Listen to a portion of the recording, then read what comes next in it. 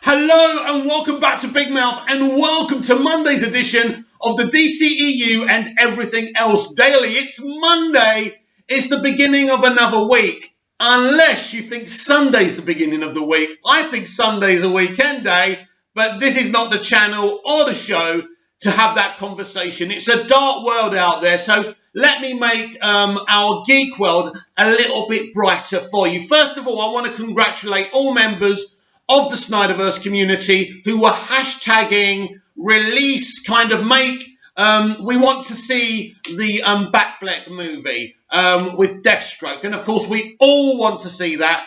We all know what it's going to be about now, and it sounds magnificent. We were trending with that. You all did a fabulous job. So well done. That's brilliant. Also, I noticed yesterday that Chris Wong Svensson, a.k.a. Ping Pong Flicks, did one of his editorials. This time, it was about the potential of Supergirl being in the DC Extended Universe. Now, we know that Zack Snyder had big plans for Supergirl, without a doubt. But what I think is because he was driven off his Snyderverse project, it became something that was halted. But I think something now that can be dealt with. It will be an amazing poetic justice to have the man who directed Man of Steel do a Supergirl standalone movie, or bring her into a Man of Steel 2 with Henry Cavill, maybe on HBO Max as well. So the question still kind of belies, what was his plans? We saw a prequel comic, but also, does she get a mention in Zack Snyder's Justice League? Now, Chris showed a little clip of him saying, we're going to have to wait and see. Zack's mentioned the empty pod so many times, and it's clear that's Supergirl's pod. Now, she was part of the Exploration Guild from Krypton. So she's, what did they say, Man of Steel? That ship, or the kind of the ice core samples of the ship, were 40,000 years old. So basically, Supergirl is very old. But because she's on Earth, and because she's been answered by the red sun, as they call it, or the yellow sun, or whatever you want to call it, she's still going to look like a young girl.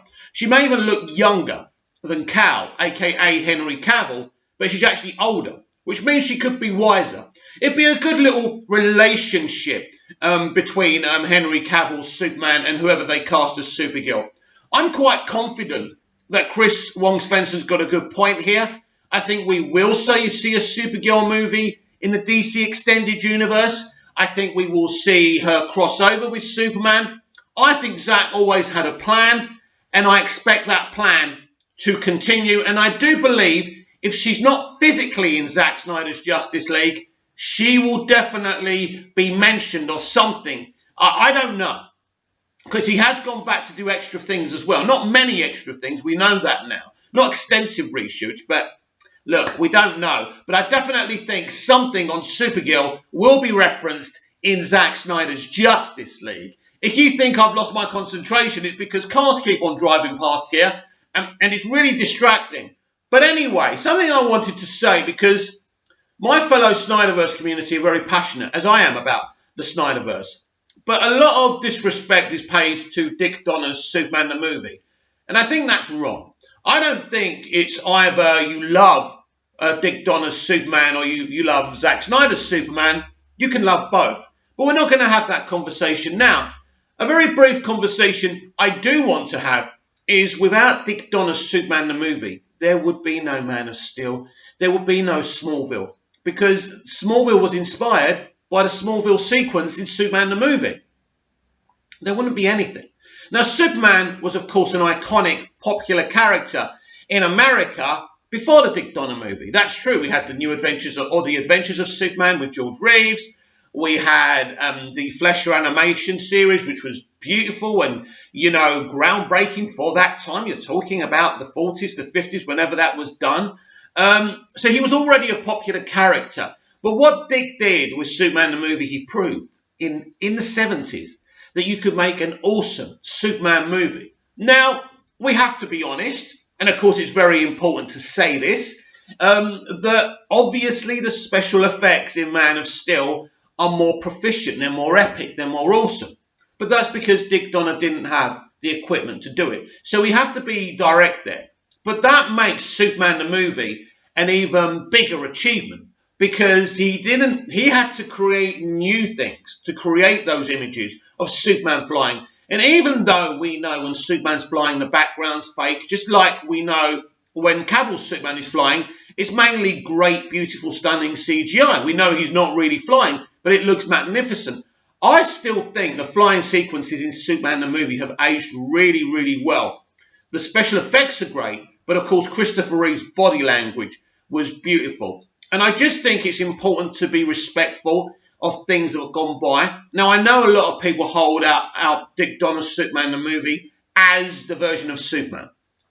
And everyone has their versions of their, geeks and nerds have got the thing that they say is real and the thing they stand and they love. And sometimes they may get disrespectful about other things, but I don't think you should. I think forget about what you don't love. Focus on what you love. Forget about what you hate. Stop going on about what you hate. And I think that Dick Donner's Superman the movie is a pioneering film. There's no question about that. And because he was able to achieve what he achieved with that film, we had three other sequels. Now, people will say, well, those sequels weren't particularly great. Listen, I think Superman 2 is pretty epic and it tells a great story. Superman 3 could have been something very, very special. It wasn't. But it was still kind of a good procedural Superman movie. I enjoyed it. And Superman 4, listen, it's a clusterfuck because of the budget restraints and the betrayal of Christopher Reeve's concept of Superman 4. But again, it's still a kind of enjoyable movie, and Nuclear Man is a pretty cool concept. So, although there are issues with those sequels, they're still okay. But I still feel without Dick's movie, we don't get anything that we've got now. He has to have Lex Luthor doing what he's doing because he doesn't have the budget to have a Brainiac or Doomsday wasn't even thought of at that time. And so he did what he could. So basically, Lex Luthor is a scheming businessman who wants to, he's not even a businessman really, is he? I mean, he's a wanted criminal living underground because he's in hiding and he's got this really horrible plan. Actually, it's a pretty cool plan, but it's pretty evil, right? He wants to wipe out half of California and then basically try and hold the land hostage or whatever he's trying to do. So, look, he's not the best evil supervillain plan ever. He's not even a supervillain, is he? And I suppose they could have had him wearing the power suit. Did they even think about that in the comics then? I don't think that even that existed. But I think it was so 70s, late 70s, early 80s, wasn't it? And at the end of the day, it gives Superman that base in the movie to go around saving people, holding the concrete from underneath, turning back time. Again, something that could never be done in real life, but of course this is fantasy. And that compelling moment in the movie when Lois is dead and he has to go back in time. And Christopher Reeve screams to the heavens, hearing the voices telling him every reason why he shouldn't do this, but he doesn't care. His heart's broken. He's literally angry. It's just like in Man of Steel when Cal sees his mother being abused by Zod and Feora. You think you can threaten my mother? Which is one of my favourite things ever in anything Superman. It's awesome. But so when people say, oh, yeah, well, he didn't say much in Man of Steel. Oh, he didn't smile very much. He does smile very much, but he also grits his teeth and gets angry, and that's right. All characters. What character do you know that smiles all the time? And if we are going to compare things to the MCU, did Tony Stark always smile? Did he smile at the end of Infinity War when everyone was dying and vanishing into dust? Of course he didn't. It's stupid. It's a dumb criticism. And yes, Superman the movie is a more cheesier movie than Man of Steel or BVS. But that's about the time. Because back then, movies were actually quite depressing.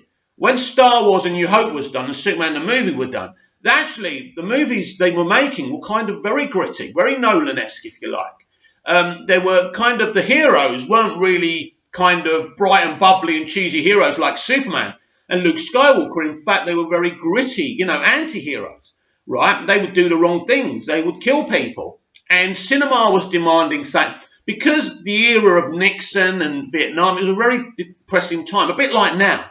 I think now we need some cheering up within our movies as well. There's nothing wrong with having a few cheery, light-hearted movies, as long as there's a place for darker, grittier movies as well. And so people needed cheering up. So this is why Superman was made kind of how the comics were then. The comics were cheesy then. They weren't as dark then, right? So everyone loves Superman the movie and Star Wars A New Hope because it lifts spirits. It's like what all the critics are saying and pundits are saying right now about Wonder Woman 84. It's an inspirational film at the right time because we've had a horrible year. Then you see Wonder Woman being such a hero, pure-hearted, no hatred, exactly what we need right now. And we needed Superman 1978 from Dick Donner back then. And Dick Donner came in late in the day where they'd done so much and they fucked the whole movie up. And he brought in the legendary, iconic, late Tom Mankiewicz to sort out that script, and he did. So that film is timeless. Now, I don't understand why people argue over Superman the movie. It's not Superman the movie or Man of Steel, it's both. We should be proud that two iconic Superman's name, two Superman movies in Superman's name have been made. That's a very, very special thing. Now, you may not be proud of that, but I certainly am. Remember, you can tag and follow me on Twitter at Movies TV Mad with your posters, your article suggestions, your questions. And Scott Edwards is back with the vengeance yet again to make a few points. And he sent me this, which is beautiful fan art for the upcoming Superman and Lois TV show. He's saying how much he loves it. And I agree, Scott. It really is awesome. Again, apologies that I don't have it on a flashy screen somewhere. Don't have editing software or graphic software or whatever I need to do to make this a professional channel. If there's any geeks and nerds that can help me, then be my guest. Otherwise, it stays like this. Anyway, we carry on. Where are we? And then Scott's back with some more pictures. This is one of The Flash. This is some fan art of The Flash. Now, that's awesome. I'm assuming that's Grant Gusting's The Flash because he's obsessed with Arrowverse, but that is gorgeous, isn't it? Really is. And then we've got one of my mate Mel Benoist's Supergirl. Wow, doesn't she look like a goddess? And whatever I think of the Supergirl series or Arrowverse in the later years, she is a really good actor and she's done the character proud. And I'd be quite happy with her playing the DC Extended Universe version of Supergirl because with the multiverse strategy, of course, that can be done. But of course, she's got to give birth, she's got to spend time with her baby, and afterwards we'll see what happens. Anyway, there's a few more. Right. This is a brilliant one of Steve Amell's Arrow. For me, my favourite character in Arrowverse. He started everything off. I was obsessed with Justin Hartley's Green Arrow in Smallville, so I was a bit pissed off his adventures weren't continuing. But once I saw the pilot of this show, I was so excited. And one more. And, of course, this is the White Canary. Sarah Lance. I probably can't see it that well, but it's a beautiful piece of artwork. And Scott says on top of this, Movies TV Mad, beautiful artworks of all main original Arrowverse heroes. I have loved the dynamic between these characters through the crossovers and years. The Arrowverse did a great job of establishing a great bond between these friends. I agree. And I think this is his last point. At Movies TV Mad. And finally, he just confirmed that for me. Official question for tomorrow's DCEU Daily. What do you think of the rumours of Mongol being the next overarching Arrowverse big bad? Also, do you think the Suicide Squad will connect with the rest of the DCEU? Right, Scott, we talked about Mongol last week, didn't we? But this is a new thing. I haven't actually heard about Mongol being the overarching villain for the next season of Arrowverse. But, listen, I know very little about Mongol. I did look him up this morning. He's from another planet, a satellite planet, anyway, something like that. I don't know much about him. I have seen him in animation and I have read him a bit, but my knowledge and memory of him isn't that great, Scott. I think it's a weird choice, if I'm being honest. I mean, because he would take a bit of a budget as well, with him being from another planet. Surely he would have to have a spaceship. I don't know. Not unless the rebooting of the multiverse has done something to make him arrive on Earth. Interesting choice, very ambitious. I just hope we don't have the problems we had in Smallville Season 10 and Smallville Season 8 with Doomsday and Darkseid, where they didn't have the budget to do it, but they still did it, which was a shame. In terms of the Davies Bloom elements of the Doomsday story, it was beautiful and very compelling. But when we saw the creature, it didn't work. We didn't really see we saw Darkseid once in Season 10 of Smallville. He looked half decent, bit ropey, by the way. And then we had Darkseid Lionel, which was ridiculous. So If you're going to do these things on TV, you better have the budget. Now, also, do you think the Suicide Squad will connect with the rest of the DCEU? Yes, absolutely. All these films are connected. It doesn't matter if you're it doesn't matter if you're like David Lean, who's not even alive anymore, an iconic, one of the biggest actors ever. It doesn't matter who you are. If you're making a DC Extended Universe movie or an MCU movie, in fact, you are part of this family. And the multiverse strategy is about connecting everything together, having crossovers. Of course, you can tell your own stories and do your own film. And no one's going to interfere with that. That will be done to bring in James Gunn to do a Suicide Squad movie. But it is connected to David Ayer's Suicide Squad. I really do hope we can see David Ayer's Suicide Squad before Zack Snyder's Justice League and before the release of James Gunn's Suicide Squad as well. So everything can connect. But yeah, it's all connected, Scott. That's what I absolutely believe. So thanks for your questions and pictures, Scott. Do it again. And everyone else, take Scott's lead. Let's interact. Let your voice shine and be heard here on the DCEU and Everything Else Daily. And now it's the Everything Else part of the DCEU and Everything Else Daily. So I'm pretty obsessed with The Mandalorian right now. We spoke about it the other day, but John Atkinson has written an article about the latest episode of The Mandalorian, and we're going to read it out together. Why Pedro Pascal's performance without a helmet is perfect. The Mandalorian Season 2, Episode 7, The Believer, sees Din Djarin break his Orders creed and solidifies why Pedro Pascal is perfect in the role. I agree. But I didn't actually know Din Djarin was actually his name. Oh my God, I just call him Mando. We all call him Mando, right? Anyway, the latest installment of The Mandalorian saw Din Djarin forced to take off his iconic helmet and simultaneously allowed Pedro Pascal to demonstrate his commitment to the role with a perfect performance. Yeah, look, listen, there were rumours about him wanting to leave because he can't show his face, things like that. This is one of the top actors in the world. We are so lucky to have him in Wonder Woman 84 as the iconic, legacy villain Maxwell Lord, and he can play hero or villain. This is a magnificent actor. Created by Jon Favreau, the Disney Plus Star Wars spin-off has followed a titular bounty hunter tasked with protecting a force-sensitive alien child named Grogu, dubbed Baby Yoda. And by the way, I'm not convinced Grogu is actually his name. I think he was lying to Ahsoka. I said this a few weeks ago in my review. But anyway, by the internet, hunted by the remnants of the Empire, the quest has since evolved, and as Mando has sought out members of the Jedi with whom Grogu could train. Unfortunately, The Mandalorian Season 2, Episode 6, the tragedy saw Moff Gideon's Dark Troopers catch up to them on Typhon and take possession of the child. The Mandalorian Season 2, Episode 7, The Believer, reunited Din Djarin with his former adversary, Miggs Mayfield. Bill Burr. Bill Burr was amazing. I'm not very good with names. The other day I was talking about this, I couldn't remember. But Bill Burr is amazing in this role. Backed up by Cara Dune, Gina Carano. Yeah, another controversial character, Gina, but she's really, I love seeing her in The Mandalorian and a big fan of hers. Fennec Shand, Ming-Na Wen, and Boba Fett. Tamara Morrison, Ding recruited the former Imperial sharpshooter to help track Moff Gideon's ship.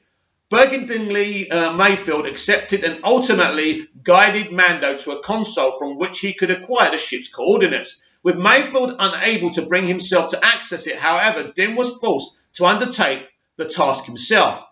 Though it went against everything Mando had been raised to believe, he even uncovered his face so that he could be scanned and get the job done. The moment proved to be an emotional one, emphasizing just how far the Mandalorian is willing to go to rescue Grogu. Equally, those crucial few scenes also allowed Pascal a chance to convey just how good of an actor he truly is, and he really is. To be behind that mask and convince us there is a bond between him and, let's be honest, the puppet, a CGI character, it's amazing. That's how powerful this actor is, and that's how great the directors on this show are. I think one of the important elements of this show is that they've got about 3 or 4 directors a season, and they're hardcore directors as well. That was a really smart move by Lucasfilm and Disney, and Jon Favreau and Dave Filoni.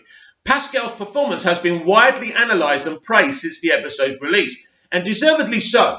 For starters, the moment the helmet came off, Din Djarin's entire demeanour changed. The expression and the look in his eyes was something to which many social anxiety sufferers and other similarity-afflicted introverted people could relate.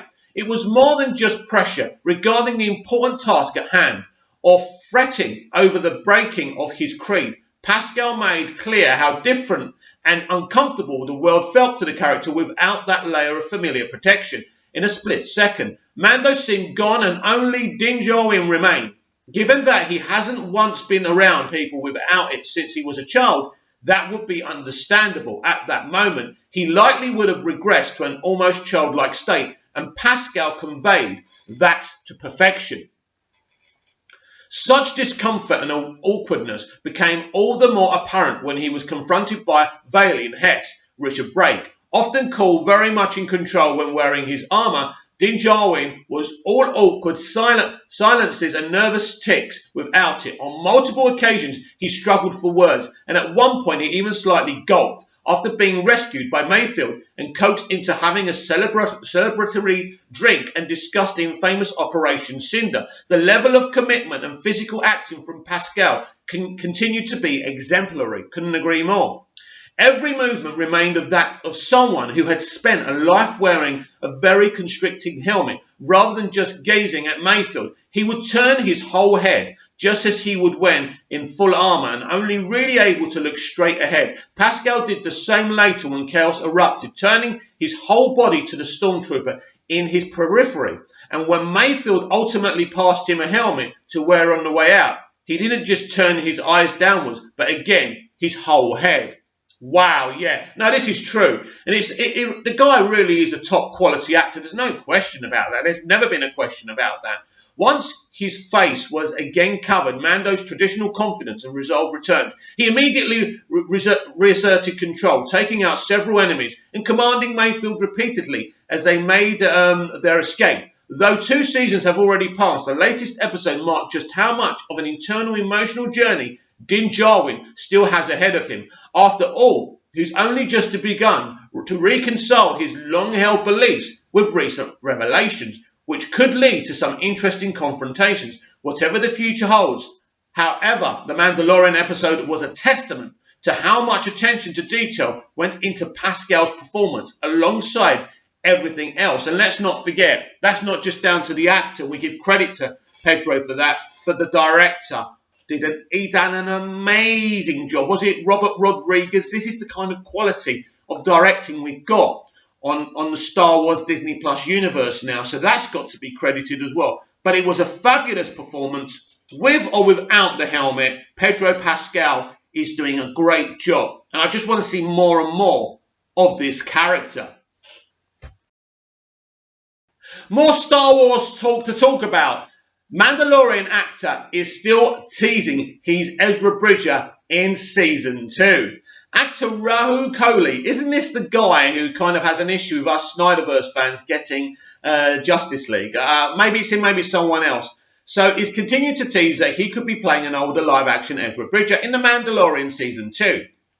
Actor Rahul Kohli is continuing to tease he could be playing a live-action Ezra Bridger in The Mandalorian Season 2, currently airing weekly on Disney+. The live-action Star Wars series has been a huge success. Already, there are plans for many more Star Wars shows, including in production Andor and Obi-Wan Kenobi, as well as the just-announced Ashoka and Rangers of the New Republic. Those last two, along with The Mandalorian, will build towards an epic crossover. As Lucasfilm builds its live-action Star Wars universe on the small screen, it's been pulling from what's been previously established in the Star Wars cartoons. Ahsoka is the most obvious example, but The Mandalorian has included several references to both Clone Wars and the Star Wars Rebels. In a callback to Rebels, for example, The Mandalorian Season 2 dropped the tease for the villain Grand Admiral Thrawn, hinting he could soon appear in live action for the very first time. His possible arrival suggests Ezra Bridger, a young Jedi who disappeared with Thrawn in the Rebels Season 4 finale, could also turn up on The Mandalorian. Given the iZombie and the haunting of Bly Manor, actor Rahul Kohli has been fueling fan suspicion that he's playing an older Ezra, repeatedly hinting at the possibility, most recently, though Coley appeared to squash the Ezra rumours once and for all. But a new post from the actor finds him teasing fans again. Well, make your mind up, mate. In a retweet of a fan who supports Coley as a live-action Ezra, the actor wrote, "At first light on the 5th day at dawn, look at the east. This is a line originally spoken by Gandalf in the Two Towers, promising he will arrive in time to help his friends under siege at Helm's Deep. With that in mind, and in the context of the Ezra retweet, Coley seems to be making the allusion as a way of hinting at Ezra's return, possibly even in the Mandalorian Season 2 finale, and possibly played by Coley himself. Take a look at Coley's speculation fueling tweet below." Yeah, look, have a look at this. There he is with a picture of animated Ezra. Could this happen?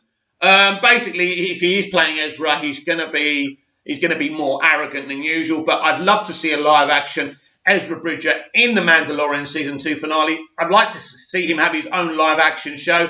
And if it's this guy who's playing him, Rahu, then fair enough. The timing of Coley's latest Ezra tease, along with the Lord of the Rings quote, appears as if it's meant to suggest Ezra could show up as early as the next episode of The Mandalorian. Fans have already been speculating as much, with Ezra being a favourite choice among the Jedi who could show up to answer Baby Yoda's call. The Helm's Deep callback plays into that too, implying Ezra's arrival would come as a last-minute rescue when our heroes are at their lowest. The Mandalorian Season 2 finale is expected to see Mando and co. attacking Moff Gideon's ship in an attempt to rescue Baby Yoda, and such mission could be very easily wind up needing serious backup. However, it should be noted Coley clearly enjoys responding to fans who dreamcast him in various roles. For example, just hours after this Ezra retweet, he retweeted fan art of himself as Reed Richards, but that doesn't mean he's been cast in the MCU's new Fantastic Four movie. The same is true of Coley, egging fans on about the possibility he's playing Ezra. It's all just for fun. That being said, Coley's teasing of Ezra is becoming so frequent it's borderline obnoxious. And, well, but Rahu is a bit obnoxious, if I'm honest, and especially if nothing ever comes of it. Then again, that may actually be Coley's goal, because if Rosario Dawson's casting as a live-action Ahsoka has shown anything, it's that sometimes a piece of fan art is enough to spark interest in the people who can make that casting actually happen. And this is very, very true. But these actors love all this because it's easy for them to get a role. If you and me are saying, yeah, I'd love you to play this role, retweeting, hashtags, all that, and all studios and networks care about, and streamers care about how many people are going to watch, how many people like this idea, and they're always keeping their beady eyes on the internet. So this could possibly happen. We'll have to wait and see to the finale, but I'd love nothing more than Grand Admiral Thrawn and Ezra Bridger in the finale of Season 2's Mandalorian. On to the MCU now. I know this is sacrilege to some people, but let's have a look. Marvel Phase 4 looks to be returning to the Battle of New York again. The release of the first official trailer for Loki may be teasing Marvel Cinematic Universe return to the Avengers Battle of New York once again. The newly released trailer for Loki reveals that the God of Mischief back in the Battle of New York, hinting that Marvel Cinematic Universe's Phase 4 will revisit the pivotal event once again. Marvel Studios partook in the recent Disney Investor Day 2020 and laid out their plans for the foreseeable future, while the coronavirus pandemic forced the Marvel mega franchise to skip 2020 entirely. Work never stopped for studio head Kevin Feige and his team as they provided updates for their upcoming projects, including the return of Tom Hiddleston as the God of Mischief. As part of the Marvel Studios' efforts to expand the MCU on the small screen, the company is producing a slew of content exclusively for Disney+. Among the first confirmed projects for this new endeavour is Loki, which was officially announced at San Diego Comic-Con in 2019. Owen Wilson, Sophia Di Martino, Richard E. Grant, Kaylee Fleming, and Gugu Mbatha-Raw. I love Gugu. I've got a crush on that woman. Has been cast in the show alongside Hiddleston. The narrative that was set up in Avengers Endgame will see Loki popping up throughout human history as an unlikely influencer on historical events. Given the time-travelling aspect of Loki, it can pretty much tackle any era in history. Couple that with the fact that it takes place in an entirely different timeline from the main MCU reality, and the storytelling possibility of the show is almost limitless. While Loki's trailer featured a string of previously unseen settings, it also included a familiar one, as the God of Mischief is similarly back at the Battle of New York. At one point in the video, Thor's adopted brother is once again wearing an symbol that's similar, though not exactly the same, to one he sported in the Avengers, and carrying the scepter with the Mind Stone in it, a distinctive mirror on the wall, and the gold pillar dividing wall visible in the reflection confirms that he's at Stark Tower. It's worth noting that by the time Loki escaped with the Tesseract Space Stone following Iron Man and Ant-Man's botched plan to steal it, Captain America had already secured the scepter during the Groot's time heist stop in 2012. Interestingly, Hiddleston-led show making another pit stop to the Battle of New York is an indication that while the Infinity Saga is officially done, its events will continue to have an impact in the MCU Phase 4. This will be the second time that Marvel Studios is revisiting the events of the Battle of New York since it first took place in the Avengers Endgame. Featured snippets of the event from the perspective of the time-travelling Avengers seeking the Space Mind and Time Stone. Aside from moving the story along, it was also an opportunity for Marvel Studios to incorporate a string of fan service moments. I mean, look, the MCU is famous for this, isn't it? It really is mostly about fan service now anyway. It's curious if this will also be the case for Loki, considering that the God of Mischief was such an important player in it. Like his hero counterparts, the God of Mischief might be able to see how everything unfolds from a different point of view. That could ultimately lead to some realization that would help his presumed redemption.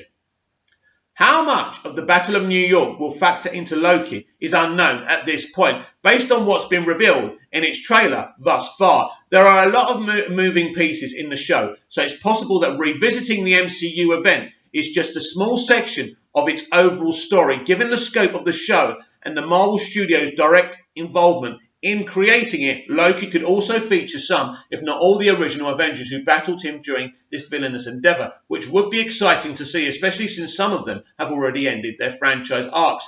Look, I already heard multiple times from Robert Downey Jr., from quotes, that he's not coming back. So, yeah, they can show these characters the way they were in that film, but what's the point? Yeah, it's fan service, but we want an original take here. We don't want to keep on going back to the Battle of New York. That's just my personal opinion. And if this is what they're going to do, Loki could be a very lazy show. And I'm quite interested in Loki. I love the character. I love the way the actor played him.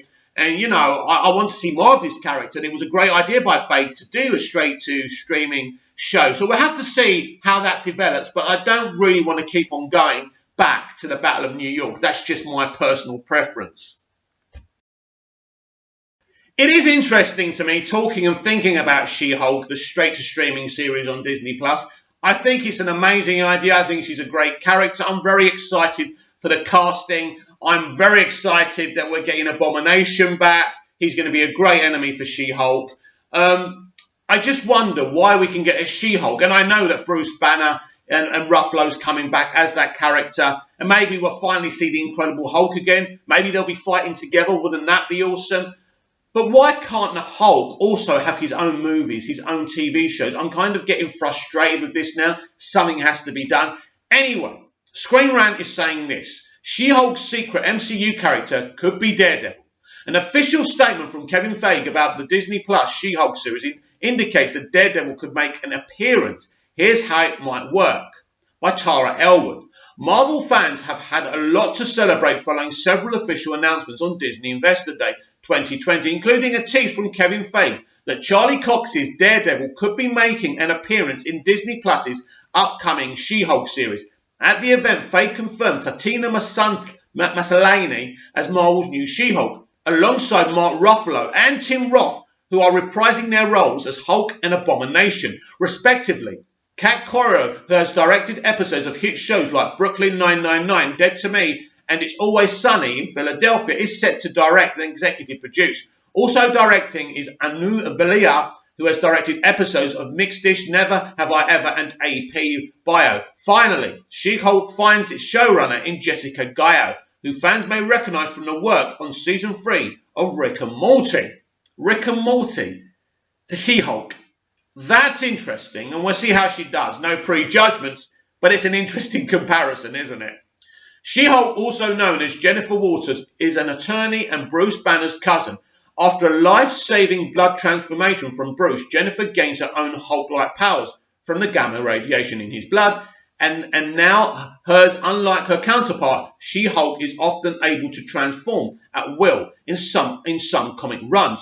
Jennifer chooses to remain as She-Hulk full-time, where in others she struggles with her identity appearing in Marvel Comics as early as 1980. She-Hulk has a long history from which the series creators can draw inspiration. During Disney's Investor Day, Feige said that since Jennifer Walters is a lawyer who specializes specifically in superhero-oriented legal cases, you never know what Marvel characters are going to pop up from episode to episode. This has led to fans speculate about a possible appearance from fellow Marvel lawyer Matt Murdock, aka Daredevil. Going back to this, actually, not about Daredevil, but I never knew her origin story. I didn't know that she has a blood transfusion from Bruce Banner. That's a pretty good origin story. No wonder he's going to be in it. Surprisingly enough, She-Hulk is not Marvel's hero/lawyer to get their own TV show. Marvel's Netflix series Daredevil featured actor Charlie Cox as Matt Murdock, lawyer by day and crime-fighting vigilante by night. With Marvel recently regaining full rights to the character after the series cancellation, lots of rumours have been swirling around the internet about the way in which Cox's Daredevil could return to the Marvel Cinematic Universe.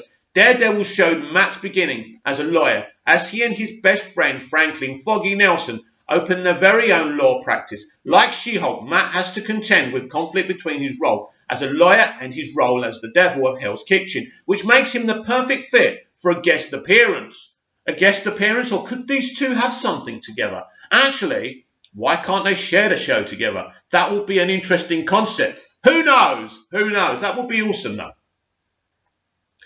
In addition to announcements and teasers for several upcoming Disney Plus Marvel shows, rumours about Cox's future as Daredevil have been sweeping the internet.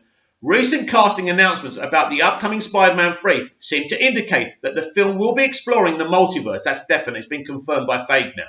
As actors from both previous Spider-Man film series have been confirmed as part of the cast. Considering Daredevil's frequent collaborations with Spider-Man in the comics, it's a logical idea.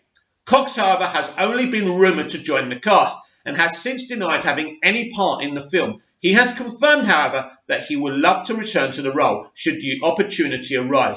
Given Marvel's high degree of secrecy about their project, any casting announcements will likely only be made official by Marvel itself. In fact, fellow Marvel actor Tatiana Maslany recently denied early casting announcements about her role as She-Hulk until Marvel made the news official on December the 10th, when she followed suit. Whether or not Cox returns to play him, it's possible Daredevil will appear in Disney Plus's She-Hulk, especially considering producer Kevin Feige's reference to the other Marvel characters appearing in the series.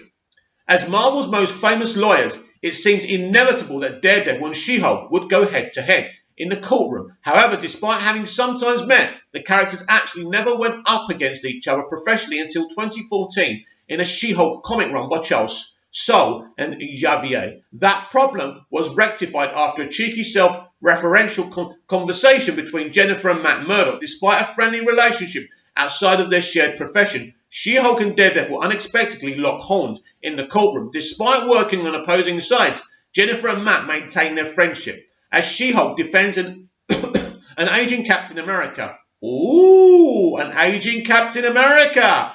Could we see him back?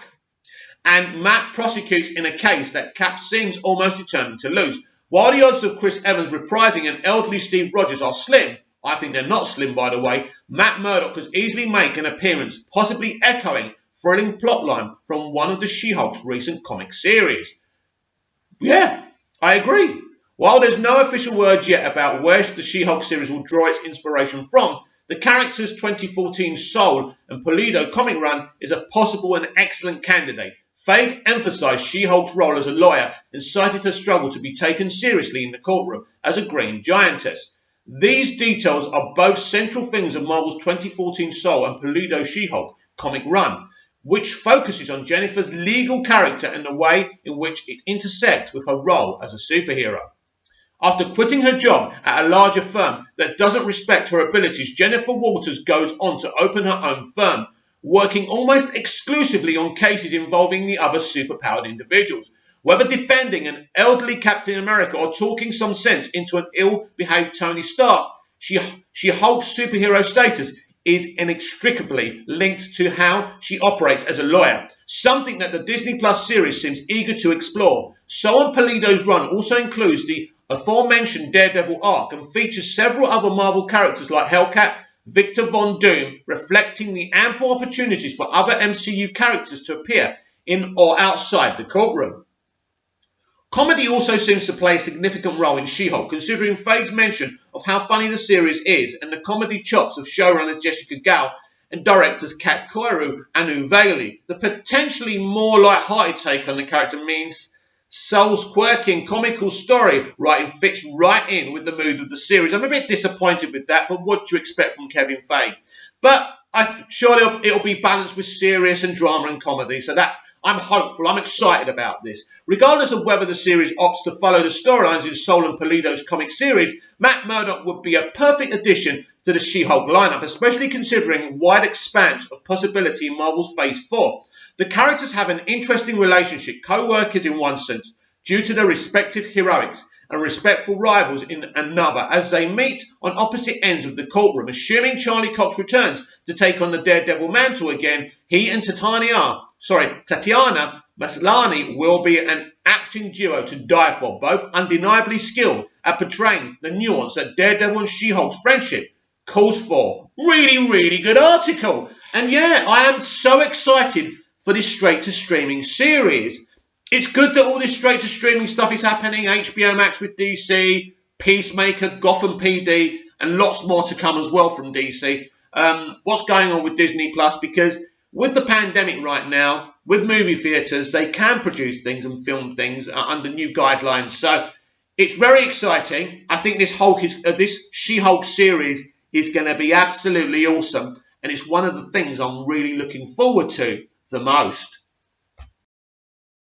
And finally today on the Everything Else portion of the DCEU and Everything Else Daily, we are talking about Peter Jackson's favourite Lord of the Rings scene. Lord of the Rings director Peter Jackson reveals his favourite scene. Peter Jackson has a favourite scene from his Lord of the Rings trilogy, and his choice will surprise fans as it's a quieter moment in the epic saga by Graham Gutman.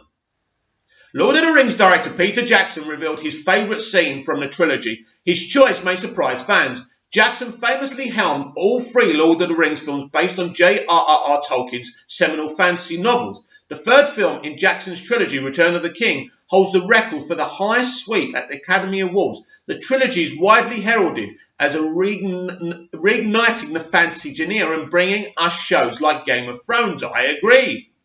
With a new show from Amazon on the way that will take place during the Second Age of Middle-earth and a 4K remastering of the original films, interest in Jackson's trilogy is being reignited. While Amazon's show is still a way off, the series has managed to stay in the public eye through the sheer force of its achievements, both technically and narratively. The films are near perfect, and while the 4K version is controversial, why? Fans will discuss the films for years to come, making Jackson's choice for his favourite scene all the more interesting. In an interview on The Late Show with Stephen Colbert, Jackson revealed his pick of his favourite scene. Colbert, known Lord of the Rings superfan, avoids asking the question as to Jackson's favourite film and gets the director to reveal the quieter scene that he says is his favourite. The scene comes early in the second film, The Two Towers, and it focuses on Gollum. Jackson says the film needed a scene to exemplify Gollum's split personality, and the scene he picked is the one finds Gollum battling himself as to whether or not he will murder Frodo and Sam and steal back the ring for himself. The scene was written and directed by Jackson's partner in work and life, Fran Walsh. Jackson said, Fran Walsh is as big a genius as Peter Jackson is, and it is an absolutely fabulous scene. And let's see what Pete's got to say about this. We were shooting Two Towers, and it was introducing Gollum. A key thing with Gollum is that most people know he's Smeagol. and he's Gollum. It's like a split, but we hadn't got a scene where you really got the idea of this guy is two people.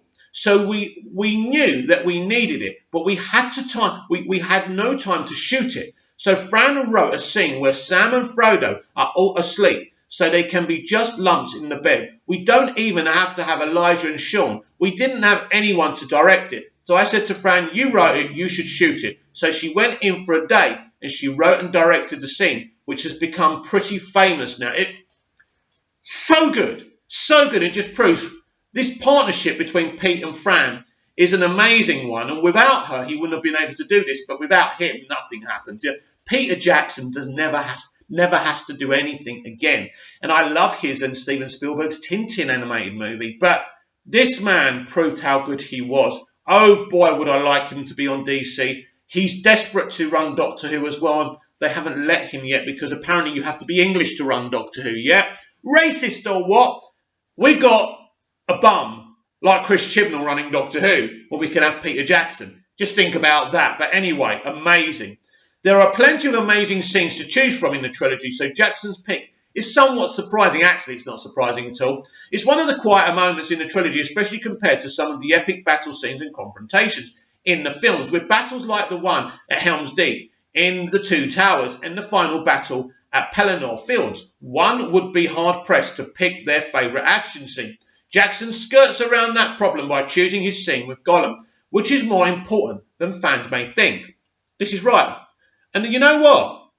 You ask any director, they'll choose a quieter scene as their favourite over an action scene. Action scenes are very satisfying to accomplish, to make them look that good, convincing that something's going on, something real and exciting and action-packed and violent and brutal is going on. But it's the quieter moments when you can achieve them, because that's the narrative, that's the development of the characters. Without that, you can have all the action and great CG you want. It really doesn't matter. Gollum is such a pivotal character in the trilogy, he is. Though, and also represents some of the behind-the-scenes achievements of the films. Gollum was one of the first motion capture characters on film, played by Andy Serkis. Andy, what a job. What a job he did with that character. The character's split personality is pivotal in Frodo's journey to Mordor. The scene is also representative of the power that the One Ring has over those who wield it, and the evil that can consume them. Smeagol, that's his name, isn't it? Smeagol, Gollum's original human name, was transformed by the ring over thousands of years, becoming the creature we see in the film because of the ring's power. Lord of the Rings wouldn't be the same without the character, absolutely not. So while Jackson's choice may seem surprising, it's not. At first, it makes a lot of sense, and that's absolutely spot on. Another great article from Screen Rant. Screen Rant, you're on a roll today. Don't ruin it later when everyone in America wakes up. Well, I love Lord of the Rings. That's probably, you can know, it's my favourite article to read today. Lord of the Rings, wow, is the greatest franchise ever made. Everyone loves it, and it did herald the fantasy adventure series. It heralded Game of Thrones and everything. And of course, Peter went on to do the prequels as well, which personally I think are amazing. And now my next aim is to get them on 4K, but they're very, very expensive. So that's it for today's DCEU and Everything Else Daily. I hope you enjoyed everything. Comment down below, like, share and subscribe, and I'll be back tomorrow with even more DCEU and Everything Else Daily. See you again soon.